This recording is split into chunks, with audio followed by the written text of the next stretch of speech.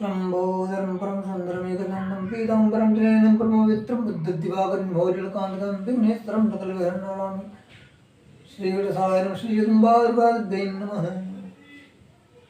आइए आज हम जन्म कुंडली में केतु ग्रह के अष्टम भाव की स्थिति के बारे में इस टॉपिक पर बात करेंगे। केतु ग्रह अष्टम भाव में बैठकर क्या सुफल करता है, कुमार अवस्था युवा अवस्था पर होकर के अशुभ ग्रहों के प्रभाव में आकर के क्या सुफल करता है, और पाप ग्रहों के प्रभाव में आकर बाल अवस्था का होकर के क्या अशुभ फल करता है, इस बारे में हम इस वीडियो के माध्यम से आपको बताएंगे। आइए जानते हैं।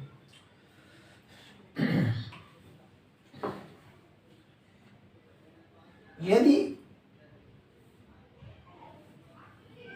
आपकी कुंडली में या किसी की कुंडली में अष्टम भाव में केतु है, बैठा है, तो वह जातक बवासीर आदि रोग से पीड़ित होता है और वाहन आदि से भी भय होता है उसको।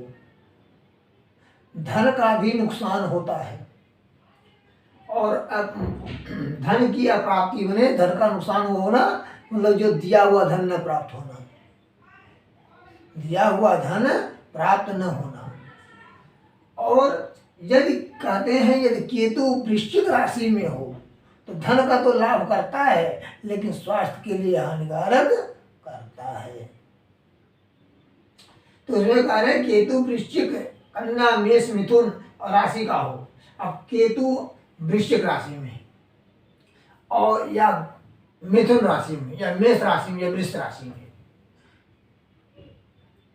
तो ऐसी स्थिति या कन्या राशि में, मेष, वृष, मिथुन, कन्या या वृश्चिक, इनमें किसी भी राशि में अष्टम भाव में हो तो वह लाभ तो पाता है लेकिन शारीरिक रूप से उसको कष्ट मिलता ही मिलता है। यदि इसी के अब मिलेगा क्यों? अगर यदि ही केतु कुमार अवस्था का या युवा अवस्था का होकर के और शुभ ग्रहों के द्वारा, जैसे बुध, बृहस्पति हो गए, शुक्र हो गए, इन तीनों ग्रहों का प्रभाव, तीनों ग्रहों में किसी एक का भी प्रभाव अगर पड़ गया है तो उसके अशुभ फल में कमी आएगी, कुछ राहत देगा। और राहत यहाँ कुमार अवस्था युवा अवस्था का है तो, और शुभ ग्रहों की दृष्टि पड़ गई तो उसमें तकलीफ में जो रोक देगा उसमें राहत कर देगा, कम करेगा, कम परेशान करेगा।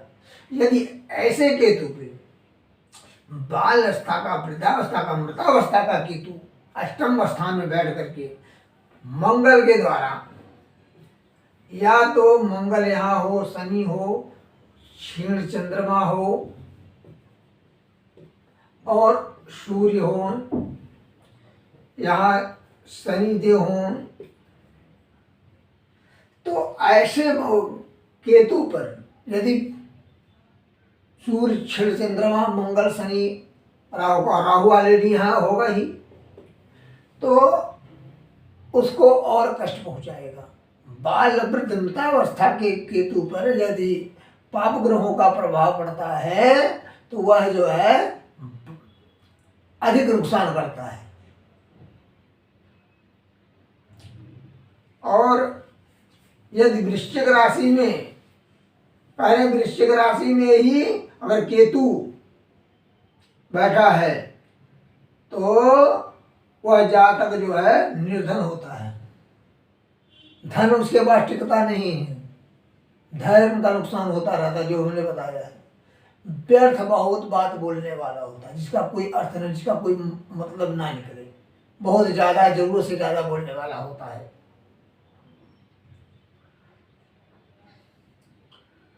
और दुराचारी होता है,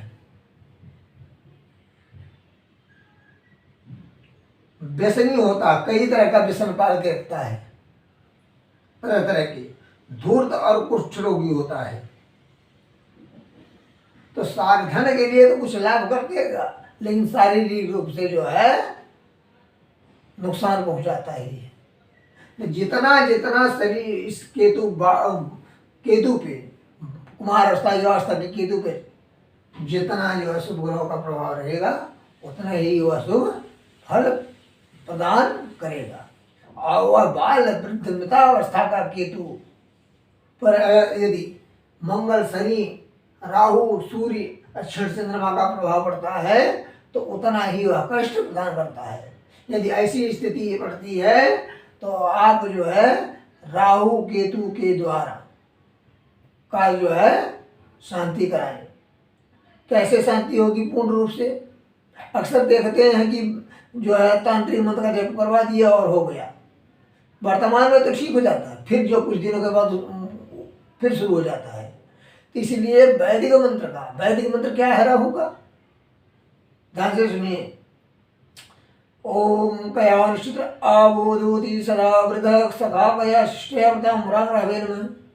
और केतु का मंत्र ओम केतुम कड़वन्नकेत पेशो प्रजा पेशसे समुद्रयायतम किंकितवे नमः। राहु के मंत्र का जप करवा करके दूब के द्वारा हवन कराइए, दुर्गाभास के द्वारा।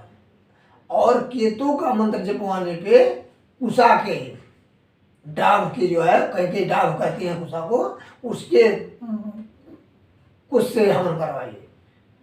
राहु केतु की शांति हो जाएगी और राहु केतु के द्वारा जनित दोष से जो है शांति मिलेगी। आज केतु ग्रह के अष्टम भाव के बारे में इतना ही। जय माता दी, हर हर महादेव।